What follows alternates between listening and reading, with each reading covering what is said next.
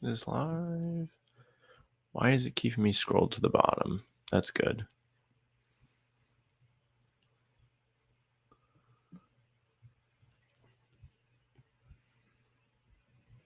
Here we go.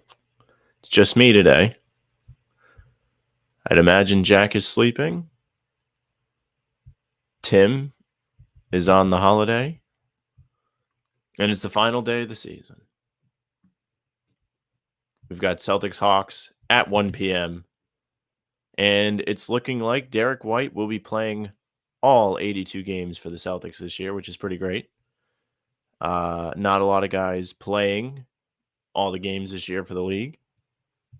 A lot of load management, not for Derek White. He's looking pretty good.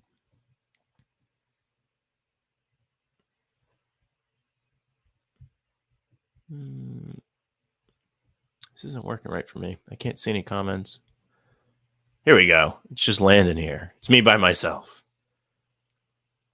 I'm pretty sure Jack's sleeping. He usually doesn't wake up till 2. So we're giving it a go. Yeah, solo today. Probably going to go about half the time. I'm not doing a whole lot by myself. It's very tough. I'm panicking.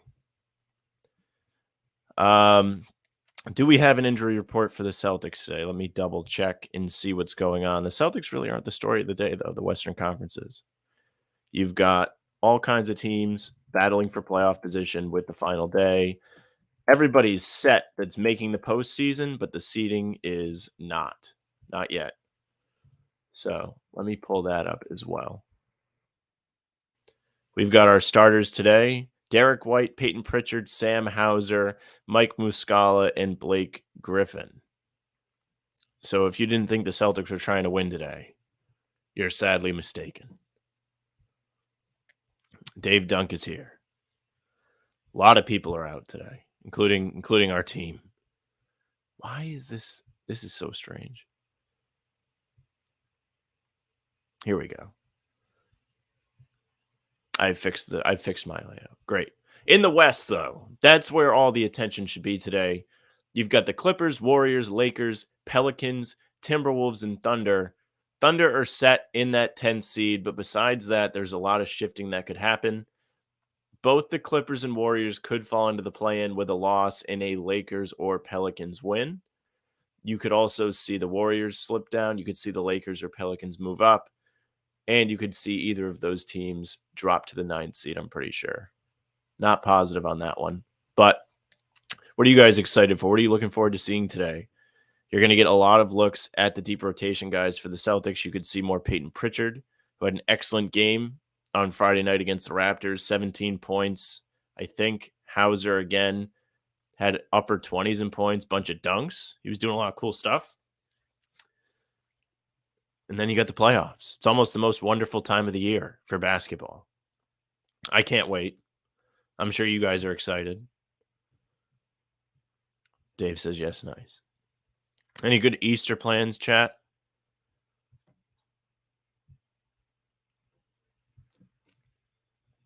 We've got all the Celtics outfits today. Cornette came to the game in a suit and tie.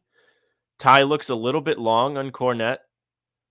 A little bit past the belt. If you go to the Celtics Twitter, you can see Pritchard, baggy pants, winter jacket. It's a little warm for a winter jacket.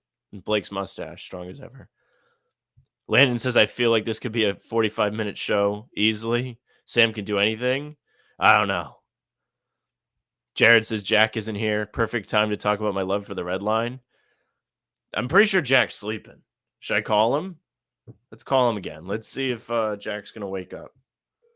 I don't think he's waking up. So I'm here by myself. Even the Easter Bunny doesn't want to talk to me. It's a disaster. Imagine how long that tie would be on a normal human. Cornette's, if I was wearing Cornette's tie, it would be down to my knees. I might trip on the tie, if that's me. So Jack is not picking up. Tim is away. This is something else. Landon says, my Jewish brother was bashing Easter egg hunting. I was driving home yesterday, and there was a ton of Easter eggs set up in a local park. They had caution tape caution taping off the park so you can't go in and steal the Easter eggs. I wonder if they put money in the Easter eggs. Chat, what's the best thing that you ever gotten in an Easter egg?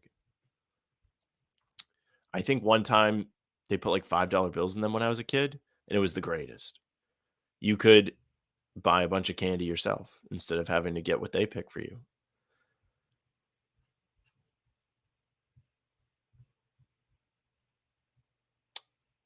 Brad Stevens spoke to the media before this game as well. There's a bunch of quotes from him on Twitter talking about how the season has gone, going into the playoffs, how he's feeling. Talked about Coach Joe Mazzulla, and he's really been impressed with the way he's grown. He said all he wants to do is learn and grow, and he's been great with that. He's been a great strength for us, and I think Brad's got a pretty good point with that. Joe Mazzulla, in his first year as the head coach of the Celtics, has done a solid job. There's been plenty of controversy surrounding him, right, with the timeouts, the threes. But at the end of the day, the Celtics are still second in the conference. They have won 56 games. They hit the over on their win total for the season, which is pretty great, and just under 70% win percentage. They'll go in looking at a matchup with either Miami or Atlanta in the playoffs. Chat, who would you rather see, Miami or Atlanta, in the first round? Andrew says, Happy Easter. Happy Easter, Andrew. Landon says, Christmas or Easter, Sam? Probably Easter, just because of the time of the year. Easter usually means the playoffs are about to start, which rules. I love the NBA playoffs. The NBA playoffs are my favorite time of the year. We've got another week before they start. You have the play-in this week. And I just can't wait. I can't wait. And I'm excited for other things that aren't even the Celtics. I'm excited for the West. I'm excited to watch the Kings. I'm excited to see who Phoenix ends up playing in the first round, see how good they are. They've been pretty solid since Durant came there. I don't think they've lost with Durant playing yet. They're 7-3 over their last 10, and they're looking like they could come out of the West for sure. Landon says Atlanta. Yeah, Atlanta's the team. Atlanta, by the way, who lost to Philly on Friday. I don't know if anybody in the chat watched the end of that game. Atlanta was up pretty handedly at home in the fourth quarter against Philly's version of the fellas. Embiid did not play. Harden did not play. Harris did not play. Maxey did not play. Philly comes back, led by Daniel House, forces overtime, and then beats Atlanta in their own building. Disaster showing from the Hawks, who are in town today. I'm curious to see who Atlanta's rolling out in the starting lineup. I'm pretty sure they are locked into the 8th seed as well. So I will find their starting lineup for you in a second. Let me see if they have it posted just yet. So if you bought tickets to the game today, you will not be seeing Bogdan Bogdanovic, Clint Capella, John Collins, DeJounte Murray, or Trae Young. Not a lot of people playing in today's game. I think any of us could actually be in the game today. What do you guys think? Andrew, do you think you could suit up today? I could suit up. I'm ready to go. My knee's feeling better. It's not too bad. I don't know if Atlanta has their starters up yet, though. No, they haven't posted the starting lineup, but they aren't playing anybody. I don't think I could name anybody starting for the Hawks today. DeAndre Hunter will play. Atlanta. Oh, they don't. Holiday, Griffin, Bay, Hunter, Okongwu. And it's Fan Appreciation Day at the Garden. So isn't that great? I really can't wait until all those fans don't see anybody play today.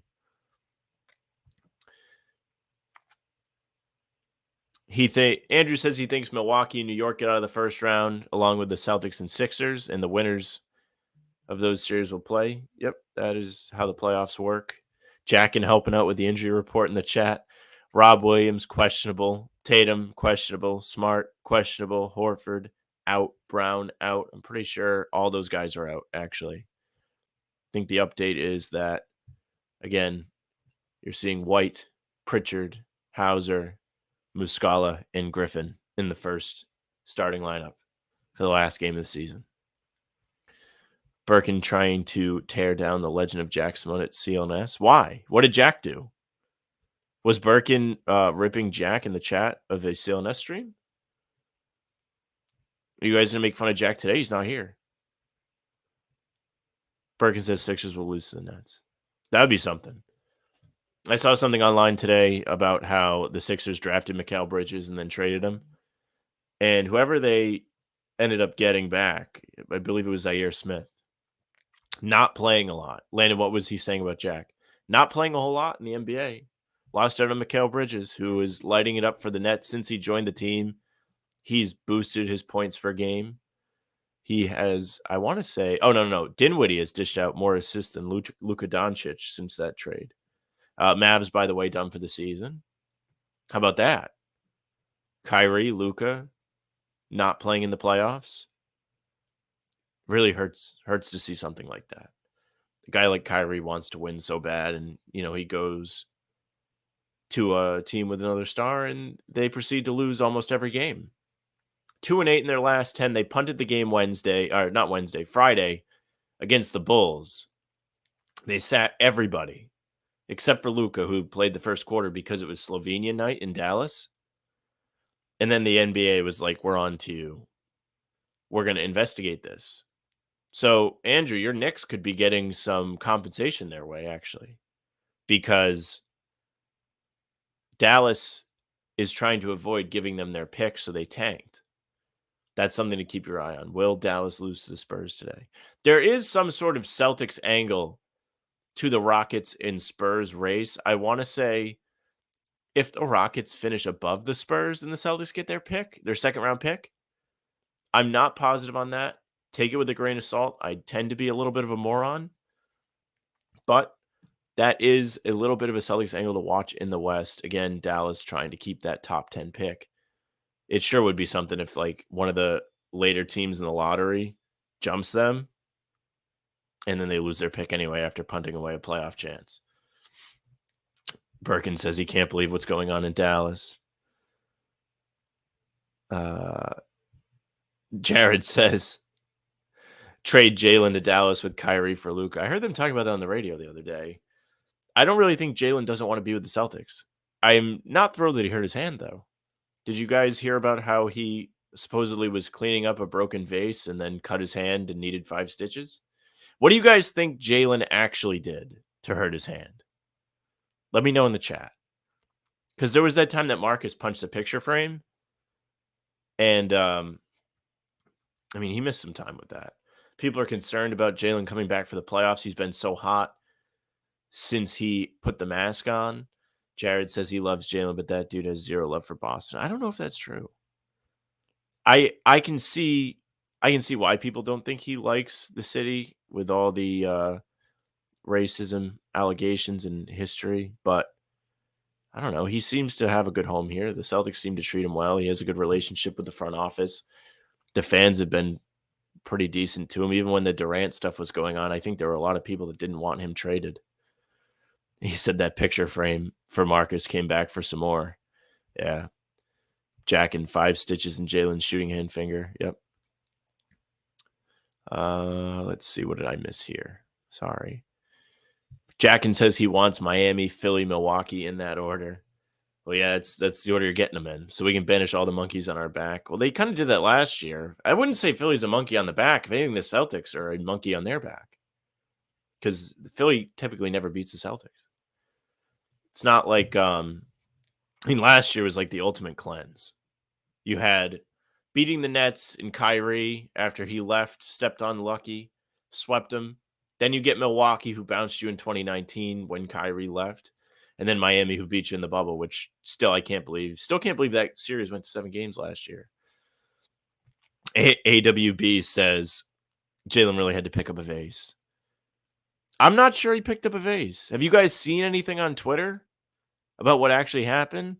I know, Burke, and this is a disaster. Arsenal still leading Liverpool. They were up 2-1 at half. I had to turn it off to do the show. Just me. Only me doing the show. I didn't even think of it, but Jack never wakes up early. I am not sure he's even going to watch the game today. I'm going to try and call him again. Let's see if I can get him on the show. I need to inquire about a pick, too, so we'll do that.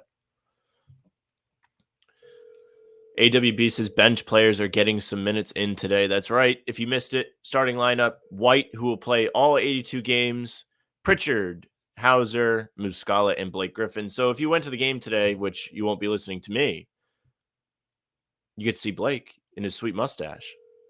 Do you guys like Blake's mustache? I think it's a interesting look. You could see it coming. It was a development. He started growing out a little bit of beard, shaved the rest, kept the mustache. Happy Easter to AWB. AWB, make sure you subscribe. Usually it's not just me here. It's less boring. Um, let's see. Jared says Jalen is trained to quit the NBA and become a hibachi chef and cut himself. I hope not. Jalen's pretty good in the NBA. Bergen says JD with Champagne, the double afro. Put Derek White out there too. He's kind of got an afro. Davidson is definitely going to get some minutes. Jared says Jack's mustache is greater than anyone's mustache. Jack's mustache was pretty powerful. I had the mustache back in like late 2022. I thought it was super cool. And then somebody at my job was like, "Hey man, how long you been growing out your mustache?" And I was like, "Wow, I've been growing out for like a month." And I look like a 15-year-old. So then I was like, that's the end of that. Mustache rocks. 100 Jared. I can't wait for the playoffs. You get to play in this week. Again, the West, absolutely insane. Tight standings. You have 5 teams separated by 2 games. A lot of shifting that can happen. Let me go find the exact scenario, and I will read you what today's results can bring for the Western Conference. Looking it up right now. Give me 1 sec. Oh my God, this is a disaster.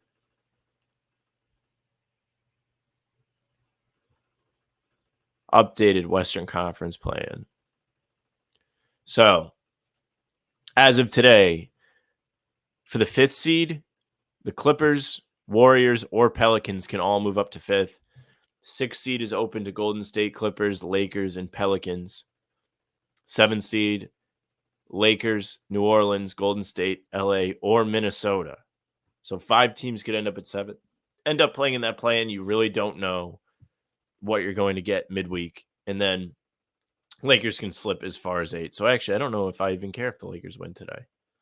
I thought it was going to be fun, but nope, they're going to have 2 chances to make the playoffs. Still can't believe how much help they got at the trade deadline. Everyone was like, we'll give them everyone we have. We'll help them out. Birkin says, can we actually go 16-0 in the playoffs? Has anyone ever done that? I don't know if anyone's ever been undefeated in the playoffs. Lakers went 15-1 in one of their 3-peat titles with Shaq and Kobe. That might be the closest it's ever been. I sure would like it if they went 16-0. It'd be really stressful, or stress-free, rather, for me. I hate those long series. I don't like when the neutral fans get excited about it. It's not a lot of fun.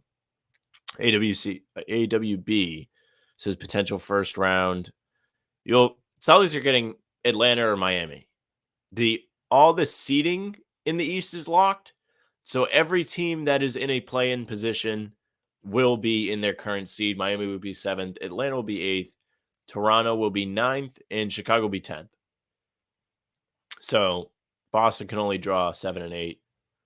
Miami or Atlanta. Miami's been not great. 5-5 over the last 10.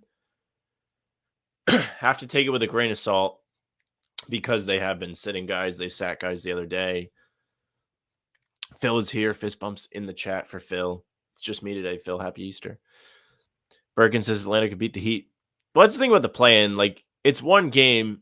Anything can really happen in that one game. Somebody get hurt. But that game will be in Miami, so all the fans will show up about 10 minutes into the game. It'll be an empty bowl when they show that opening tip-off.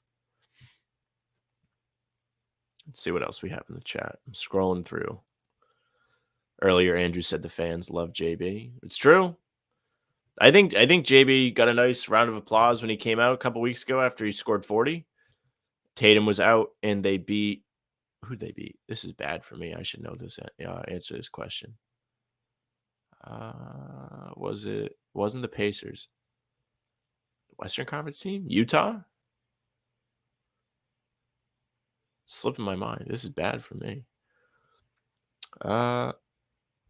They're late arriving fans. They are. They don't show up. I don't get what it is with Miami. Always late to the game. I hate these early starts when it's in Boston because people just show up late and it looks so bad. If you are having a marquee game and your fans show up late, it's such a terrible look for the franchise. Birkin says Time Lord will make all the difference. There is truth to this. I know Birkin has always been a big Rob guy. He's always been a big fan of Rob, but it's true. When Rob is healthy, he helps the team so much. Their defense has climbed way up the ladder this year. I want to say they are top 2 in both offense and defense for the year. I could be mistaken. I'm not positive. I know I saw something on Twitter about it, so let me look up Celtics net ratings. Everybody was talking about it. Through 81 games, Celtics have the second best offense, second best defense, and the best net rating in the league. If you don't want to get excited for the playoffs, then look away from that. Even though they're not the 1 seed, they have the best net rating in the league. What that says to me is they win a lot of games by a lot, but when they're in closer games, they're not as efficient. Don't have all those stats in front of me. I know Jack would definitely argue with me. Jared asking, do you think they play more or less starters tonight? When I saw their preseason game at Greensboro University, less. You're seeing all the fellas tonight. This is a day for the fellas. The regulars are all celebrating Easter. Deuce is getting Easter eggs. And they are all going to be dressed to the nines on the sideline. Brad also talked about the Celtics post All-Star break struggles. He said, we struggled out of the gate after the All-Star break. We could have limped in, but I thought we did a much better job in the past couple of weeks. He's been very consistent, meaning Missoula, of whether we've lost 3 in a row or won 5 in a row the whole year, which is true. Missoula never seems to get too high on the highs, low on the lows. And really, you can't ask for too much more from a rookie head coach. He definitely has been perfect. His conversations with the media tend to be really interesting to me. Sometimes he's mean. He was really nice to Jack the other day. Did you guys see Jack ask him a question? Speaking of dunks for Sam Hauser, Sam Hauser had 3 dunks the other day, and it was the most he's ever had since high school. And after the game, Jack was in the media scrum, and he was like, hey, Joe, is this a new thing for Sam Hauser, or is he doing this in practice? And Joe immediately was like, oh, no, this is new. This is new. He's not doing this all the time. So Jack getting in on the fun at the Garden. Jared says he saw Blake play 30 minutes. It's not a bad bang for your buck. Blake kind of rules. He plays hard. Birkin says in the playoffs, Malcolm's minutes must be more. I think Malcolm plays plenty of minutes. I think based on how he's playing that day, how the other 2 guards are playing really dictates that. He's not somebody, Joe is not somebody that's running out there with set guard rotations, I don't think. This season, Brogdon has averaged 26 minutes a game. Not bad. Played in 67 games. That'll be where he caps out at because he's not playing today. Solid season off the bench for Brogdon. Might win 6 men of the year. Almost 15 points a game. Just under 4 assists. 48% from the field. Amongst the league leaders in 3-point percentage with 44%. Pretty good from him. Landon says, yeah, Jack was first in that scrum. It's on the NBC Sports Twitter page. You can hear Jack's voice. Jared says, I'll be honest. I didn't think he was still an NBA player. Glad I was wrong. I don't think Blake's playing every night. If you remember correct, back in early December when they went out west, Horford was resting some of those games and Rob wasn't back yet, so Blake had to fill in as a starter. And in his first few games as a starter, he was playing pretty well. Had a good game against the Hornets. He had a dunk, but then he had to try and guard the perimeter. Got killed, and then they started being bad. So Blake's not going to give you minutes every night, but he's done a great job of doing what they've asked of him. Does a great job at taking charges. He's always hustling, diving on the loose balls. He makes intelligent passes. He's not doing stupid things out there, and he's not trying to do too much. So out of a guy that used to be a former All-Star, might get in the Hall of Fame, that's a really great addition to the end of your bench. And the phone goes to the ground. Jared asks, was Brogdon worse than expected, about what you expected, or better than you expected? I'd say probably about what you expected, because coming into the season, you knew he wasn't going to be the primary scorer like you'd seen him be in Indiana, right? So his last couple seasons in Indiana, last year, 19.1 points, 21.2 points on 33 minutes a game, right? Comes to the Celtics, minutes go down about 7-8 per game, but the great thing about Brogdon coming to the Celtics is his efficiency is up, right? 48% from the field, 44% from deep, absolutely smashes his career high. Hasn't cracked the 40% mark since his rookie season when he won Rookie of the Year with the Bucks, when he shot 40%. Now he jumped up by 4% from his career high, jumped up 13% from last year when he shot just 31%. I think to be an effective role player on the Celtics, you have to be knocking down your shots. I think Brogdon being able to shoot the three is such found money for the Celtics because coming into the season, his shooting was a bit of a question mark. There was no question on if he could score or get to the basket. I know Landon saying more smoked layups than I expected, which is true. He misses some layups, but he's not being asked to carry the load. He's been healthy, so he exceeded your expectations there. There was a lot of question marks around his health. He'd missed a lot of games last year. He played just 36 games. The year before, 56. This year, 67. So when he's not having to go to the cup every time, not having to hit the deck, not having to work hard and get bumped around, it's easier for him to stay healthy. I think Missoula's got himself a little bit of a dilemma going to the playoffs. But it's 12:59. I did 26 minutes by myself. Gold stars for me, right? Next time you see Jack, tell him he's sleeping like Henry. And before I go, if you're looking to get yourselves tickets to a Celtics game, the playoffs are coming around the corner. Make sure you head over to SeatGeek and use promo code HBTC to save $20 on your first purchase. That's it for me. You can follow the pod on Twitter, Instagram, and TikTok at How About Them C's. You can find our pregames on the Facebook page, on the YouTube channel, which is at 301 subs right now. If you're new, make sure you subscribe. We're still trying to climb the ladder. It's a lot of fun. The playoffs are coming. Haven't talked to Jack yet because he is sleeping. Maybe we'll do a stream Tuesday for the playing game. Not sure how we do it because we can't really show the game on our stream. We'll get clapped. But it would be fun as we look to see who the Celtics are going to play. Also, going to try and get you guys pods after every playoff game. So make sure you stick around. You can follow me on Twitter at Sam LaFrance NBA. I'll be trolling Jack. And, that's it for us today, or me. Bye, guys. Thanks for sticking around, hanging out with me.